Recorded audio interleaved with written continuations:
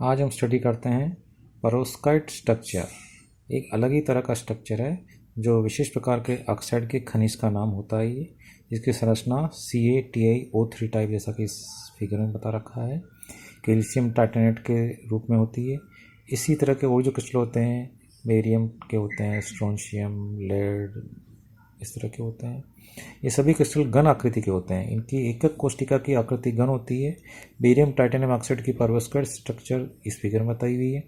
इसमें barium ion घन के क्यूब के कोनों पर हैं, बेरियम बताया हुआ है, और टाइटेनियम बिल्कुल सेंटर पर है, और ऑक्सीजन जो है वो फेस सेंटर पर है।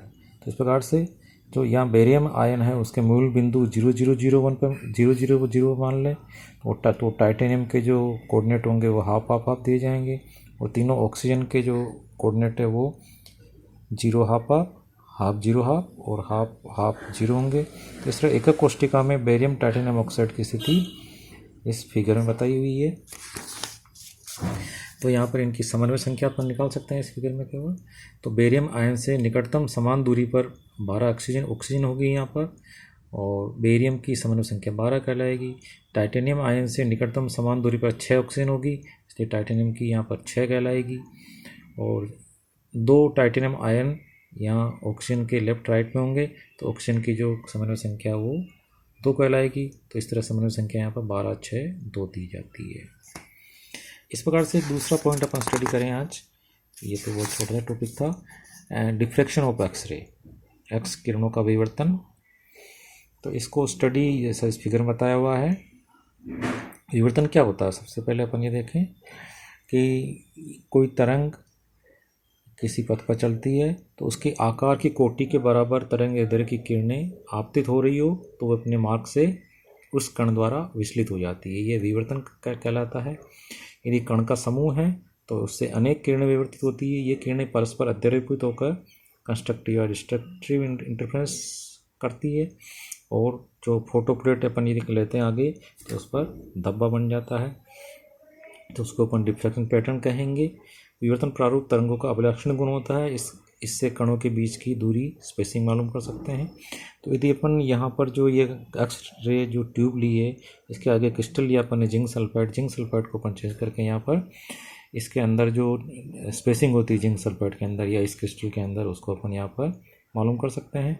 आगे जो फोटो प्लेट होती है उस पर लाउवे प्रारूप कहा इन्होंने, PO जो प्लेट दिखाई हुई है। तो यहाँ पर सबसे पहले फ्रीडरिक और निपिंग ने लाउवे के सुझाव का प्रायोगिक सत्यापन किया। एस किरणों का एक पुंज जिंक ब्लेंड के क्रिस्टल में से गुजरा और परिणामी कण को फोटोग्राफी प्लेट पर ऑब्टेन किया, तो विशेष प्रारूप मिलते हैं जिन्हें कि लाउवे प्रारूप कहते हैं। तो ब्रेक ने इसकी व्याख्या करने के लिए सुझाव दिया कि जब एक्स किरण क्रिस्टल में से गुजरती है तो वहाँ जो उपस्थित कण हैं उनके द्वारा विवर्ती होती है। क्योंकि क्रिस्टल के विभिन्न जालक तत्व आपतित किरणों के संदर्भ में भिन्न भिन्न कोणों पर स्थित होते हैं, इसलिए भिन्न भिन्न कोणों पर यहाँ विवर्तन होता है। इनका विवर्तन के अध्यारोपण से संपोषी विनाशी प्रतिकरण मिलता है, जैसे कि फोटो प्लेट पर धब्बा मिल जाता है। अपन ब्रेक इक्वेशन ऑब्टेन कर सकते हैं यहाँ पर। तो ये ब्रेक इक्वेशन पहले अपन ने 2 डायमेंशनल निकाल रहे हैं। तो 2 डायमेंशनल ब्रेक इक्वेशन निकालने के लिए अपन एक ये क्रिस्टल स्ट्रक्चर कंसिडर किया 2 डायमेंशनल। इसमें जो P और Q यहाँ पर इंसिडेंट साइड बता रहे हैं, और RS यहाँ पर निर्गम किरणें बताई जा रही है। तो इस प्रकार से यहाँ पर अपन देखें कि यहाँ पर जो पथांतर होगा P और Q से चलने वाला जो तरंगाग्र है और RS के रूप में मिल रहा है, उस दोनों तरंगाग्र के बीच में जो पथ में अंतर होगा वो LTM, जैसा कि फिगर में बताया हुआ है, LTM के रूप में दिया जाएगा। तो LTM यहाँ पर पथांतर कहलाएगा।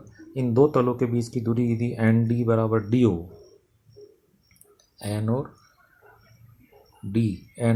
T यहाँ पर D हो, तो दोनों जो ट्रायंगल कंसिडर किए इसमें देखें कि अपन यहाँ पर साइन थीटा के मान इस प्रकार दिए जाएंगे। तो यानी यहाँ पर जो पथांतर है वो पहला पथांतर D साइन थीटा कहलाएगा, दूसरा भी यहाँ पर D साइन थीटा, टोटल यहाँ पर 2D साइन थीटा कहलाएगा। अब ये 2D साइन थीटा का मान यदि जो व्यतिकरण की शर्तें हैं उसके अनुसार यदि n लेमडा के बराबर है तो वहाँ पर मैक्सिमा मिलेगा। तो यानी 2D साइन थीटा यहाँ पर n लेमडा हो तो मैक्सिमा कहलाएगा। D यहाँ पर अंतर तलीय दूरी कहलाती है, और पृष्ठ सर्पी कोण थीटा है और एक्स किरणों की वेवलेंथ यहाँ पर लैम्डा है। तो इस पर अपन देख रहे हैं कि डी की value n lambda upon 2 sine theta के रूप में ऑब्टेन कर सकते हैं। डी का मान जो मिनिमम कब होगा, जब साइन थीटा मैक्सिमम की वैल्यू 1 हो, तो उस केस में डी मिनिमम यहाँ पर लैम्डा बाई 2 कहलाएगा। तो इस तरह अपन देख रहे हैं कि साइन थीटा मैक्सिमम 1 यानी 90 डिग्री पर। इसको हम देखते हैं कि एक क्रिस्टल से विवर्तन प्राप्त करने के लिए जालक तलों के बीच की दूरी लैम्डा बाई 2 या उससे अधिक होनी चाहिए। इस प्रकार से 3 डायमेंशन भी अपन निकाल सकते हैं फ्रॉम अ क्रिस्टल। ये अपन ने 2 डायमेंशन निकाला है, 3 डायमेंशन भी अपन निकाला है। तो 3 डायमेंशन जो ये फिगर काम में लिया इन्होंने। तो 3 डायमेंशन की जो प्रतिबंध है वो ये मिलता है 2k.g plus G square equal to 0। G यहाँ पर क्रिस्टल का रिकॉइल वेक्टर कहलाता है, क्रिस्टल का प्रतिलोमी सदिश कहलाता है। तो इसको ऑब्टेन करने के लिए यहाँ पर जो अपन देखें कि एक्स किरण की एनर्जी जो लेफ्ट साइड से आ रही है उसको एच क्रॉस ओमेगा। तो एक्स किरण का जो संवेग है वो एच क्रॉस के रूप में डिफाइन कर सकते हैं, वेक्टर के रूप में ले कंसिडर करेंगे यहाँ पर। और जो इंसिडेंट ऊपर वाले लिए और स्केटरिंग वाली जो है उनके लिए H cross omega dash scattering energy कह दें, और स्केटरिंग जो रे है उसकी जो संवेग है मोमेंटम वो एच क्रॉस के डैश कह दें। तो जो पहला प्रतिबंध यदि अपन देखें एनर्जी वाला, तो एनर्जी से अपने को मिलेगा omega equal to omega dash मिल जाएगा, यानी इंसिडेंट और स्केटर्ड एक्स रे उनकी फ्रिक्वेंसी समान होनी चाहिए। इस फिगर में जैसे बताया अपन ने, आपतित किरण नीचे की तरफ से बता रखी है यहाँ पर, स्केटरिंग है ऊपर की तरफ बताई अपन ने। और यहाँ पर जो क्रिस्टल है इसे स्केटर होकर जा रही है, लेकिन जो क्रिस्टल है उसका एक फैक्टर जिसको ये प्रतिक्षिप्त तरंग सदिश कहते हैं, क्रिस्टल वेक्टर कहते हैं, जी यहाँ पर कंसिडर किया। जी यहाँ पर यूज़ करेंगे मोमेंटम के लिए, लेकिन यहाँ पर ओमेगा इक्वल टू सी के होता है, ओमेगा डैश भी सी के डैश, तो के इक्वल टू के डैश, यानी आपकी जो प्रकीर्णित जो एक्स रे हैं उनकी वेव वेक्टर है वही परिमाण में समान होने चाहिए। दूसरी कंडीशन अपन निकालें कि यहाँ पर देखिए एस क्रॉस के संवेग के एक्स किरणें क्रिस्टल पर आपतित हो रही है और एस क्रॉस के डैश यहाँ पर उससे निकल रही है। तो क्रिस्टल स्वयं एस क्रॉस जी संवेग से प्रतिक्षेपित हो रहा है, रिकॉइल हो रहा है। तो रिकॉइल वेक्टर यहाँ पर जी कहलाए लिया अपन ने, तो एस क्रॉस के इक्वल टू एस क्रॉस के डैश माइनस एस क्रॉस जी कहलाएगा। तो सोल्व करेंगे अपन, तो के डैश इक्वल टू के प्लस जी, इसका स्क्वायर कर लें तो अपने को फॉर्मूला ये मिल जाएगा, यानी और के डैश यहाँ पर के बराबर होता है, तो यानी 2k.g plus G square equal to 0। तो ये प्रकीर्णन की दिशा उपरोक्त प्रतिबंध को संतुष्ट करनी चाहिए। और ब्रेक, इससे अपन ब्रेक का फॉर्मूला निकाल सकते हैं। तो सेकंड जो फॉर्मूला वो ये है 2k.g plus G square equal to 0। G यहाँ पर रिकॉइल वेक्टर है, तो रिकॉइल वेक्टर को 2π/dh/kl ले लें, तो ये फॉर्मूला सोल्व करने पर अपने को 2dh/kl sine theta equal to lambda मिल जाएगा। यहाँ पर ये फिगर जो ऊपर वाला फिगर कंसिडर किया अपन ने उसको इस प्रकार से अपन कंसिडर कर सकते हैं। यही ब्रेक इक्वेशन है 2dh/kl sine theta equal to lambda.